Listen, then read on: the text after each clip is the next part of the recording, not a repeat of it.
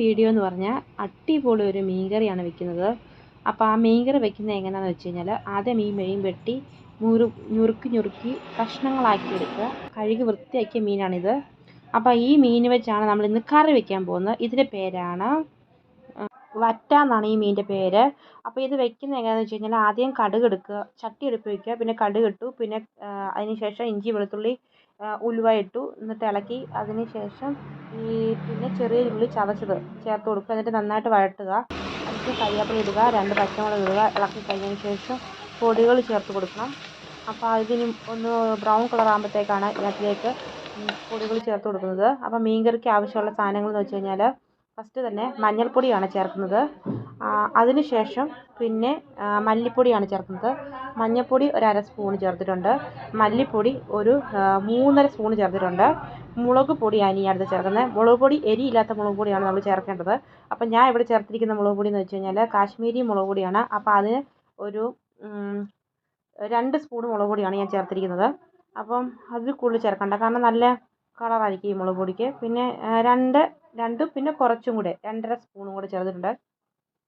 എന്നിട്ട് നന്നായിട്ട് ഇളക്കുക. അതിന് ശേഷം 1 സ്പൂൺ ഫിഷ് മസാല ഇട്ട് കൊടുക്കുന്നുണ്ട്. അപ്പോൾ ഫിഷ് മസാല നമുക്ക് എരിവിനനുസരിച്ച് ഇട്ട് കൊടുക്കാവേ. 1/2 സ്പൂൺ ആയാലും ചേർത്ത് കൊടുക്കാം. ഞാനിപ്പോൾ 1 സ്പൂണാണ് ചേർത്ത് കൊടുത്തിരിക്കുന്നത്. അപ്പോൾ ഫിഷ് മസാല ഇട്ട് നന്നായിട്ട് ഇളക്കിയെടുക്കുക. എന്നിട്ടൊരു പൊടിയുടെ പച്ചമണം മാറി കഴിയുമ്പോഴത്തേക്ക് അതിലേക്ക് കുറച്ച് വെള്ളം ചേർത്ത് കൊടുക്കണം. അപ്പം കുറച്ച് വെള്ളം ചേർത്ത് ഒന്ന് ഇളക്കി കൊടുക്കണം. അതിന് ശേഷം കുറച്ചുകൂടെ വെള്ളം ചേർത്ത് കൊടുക്കുക. എന്നിട്ട് ഇതൊന്ന് തിളയ്ക്കാൻ വെക്കണേ.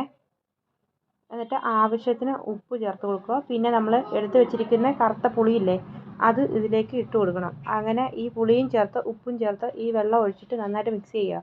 അതിനുശേഷം കുറച്ച് തിളച്ച് കഴിയുമ്പോഴത്തേക്കാണ് നല്ലപോലെ തിളക്കണം. തിളച്ച് വരുമ്പോഴത്തേക്കാണ് നമുക്കിനി ഇതിനകത്തേക്ക് മീൻ ചേർത്ത് കൊടുക്കേണ്ടത്. അപ്പോൾ ഈ വെള്ളം നന്നായിട്ട് തിളച്ച് വരുമ്പോഴത്തേക്ക് അതിലേക്ക് മീൻ ചേർത്ത് കൊടുക്കണം. അപ്പോൾ ഞാൻ മീൻ കഷ്ണങ്ങൾ ഓരോന്നായിട്ട് ഇതിലേക്ക് ചേർത്ത് കൊടുക്കാൻ പോവുകയാണ്. അപ്പോൾ ഇത് നന്നായിട്ട് തിളച്ചിട്ടുണ്ട്. അപ്പോൾ എല്ലാ മീനും ഇങ്ങനെ ഓരോന്നായിട്ട് വേണം ചേർത്ത് കൊടുക്കാനായിട്ട്. ഫുള്ളായിട്ട് അങ്ങനെ ചേർത്ത് കൊടുക്കണം.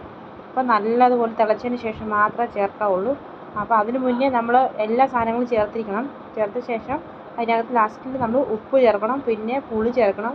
അതിന് കറിവേപ്പില ചേർത്തിട്ട് നന്നായിട്ടൊന്ന് ഇളക്കി അത് തിളച്ച് വരുമ്പോഴത്തേക്കാണ് അതിലേക്ക് മീൻ ചേർത്ത് കൊടുക്കേണ്ടത്. അപ്പോൾ കഴുകി വൃത്തിയാക്കി വെച്ചിരിക്കുന്ന ഞുറുക്കി വെച്ചിരിക്കുന്ന മീനാണ് ചേർത്ത് കൊടുത്തിരിക്കുന്നത്. അപ്പോൾ അത് മൊത്തം നന്നായിട്ട് ഫുള്ളായിട്ട് ചേർത്ത് കൊടുക്കുക. അതിനുശേഷം ഇത് അടച്ച് വെച്ച് വേവിക്കുക. ഒരു 20 മിനിറ്റ് വേവിക്കുക. 20 മിനിറ്റ് കഴിയുമ്പോഴത്തേക്ക് ഈ മീൻ കറി റെഡിയാകും. അടിപൊളി നല്ല സ്വാദിഷ്ടമായ അടിപൊളി ടേസ്റ്റി ആയിട്ടുള്ള സൂപ്പർ മീൻ കറി റെഡിയാകും. വളരെ ടേസ്റ്റിയും വളരെ രുചികരമായ ചോറിലൂടെ കഴിക്കാൻ പറ്റിയ അടിപൊളി മീൻ കറിയാണിത്. അടച്ച് വെച്ച് വേവിക്കുക.